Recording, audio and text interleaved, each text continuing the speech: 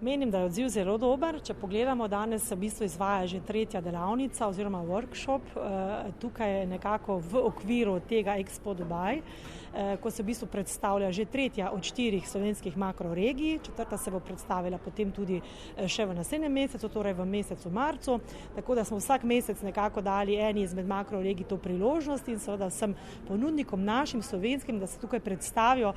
potencialnim partnerjem iz Združenih arabskih emiratov.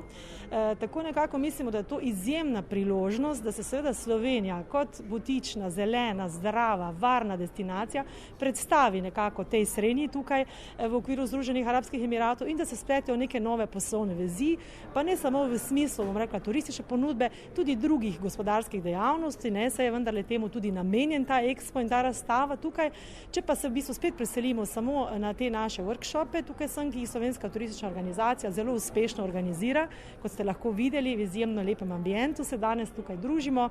Imamo nekako več kot 20 predstavnikov, podjetij, turističnih agencij, ponudnikov iz Slovenije, ki se sedaj v okviru obalno-kraške regije predstavljajo na tem 3. workshopu in pa več kot 40, bom rekla, predstavnikov podjetij iz Združenih arabskih emiratov in danes bodo seveda tukaj takoj potem zdajle v uradnem srečanju potekali pogovori, torej to druženje v smislu B2B-ja, da se sklenejo seveda močnejše poslovne vezi. Tako da jaz menim, da je to izjemna priložnost, da se res Slovenija sedaj kot že razvita in prepoznavna turistična destinacija nekako še bolj pokaže, ne, v tej svoji dobri luči in ravno v tem času, če lahko rečemo post-covid, jaz upam, da se zaključuje to obdobje, resnično privabimo tudi še goste iz Združenih arabskih emiratov, kot torej nekako destinacija, ki ponuja možnosti za oddih, tudi v objemu neokrnjene narave, kar je v Sloveniji nekako izpostavljeno v okviru te naše turistične ponudbe in pa torej možnosti za, bomo rekli, nekako doživetja na prostem, za outdoor aktivnosti, kar pa je tudi nekje ključni produkt, ki ga Slovenska turistična organizacija poleg športa v tem letu in pa naslednjem letu promovira.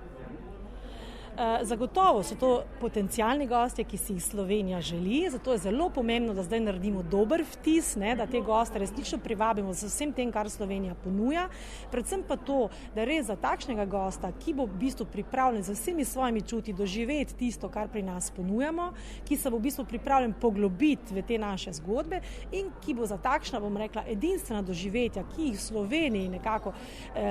v sodelovanju z vsemi turističnimi ponudniki in z vsemi vodilnimi destinacijami razvijamo, da bi ti gosti v bistvu za takšna doživetja bili pripravljeni tudi plačati več, kar je nekako tudi skladno s strategijo slovenskega turizma, ki se je pa zdaj v bistvu iztekla. Strategija trajnostne rasti je pa že v nastajanju nova in bo tudi na nek način gradila na tem, da je Slovenija zelena, butična, varna destinacija, res za take goste, ki pridejo tja z namenom, da potem raziskujejo in se seveda predajo tistemu, kar ponujamo.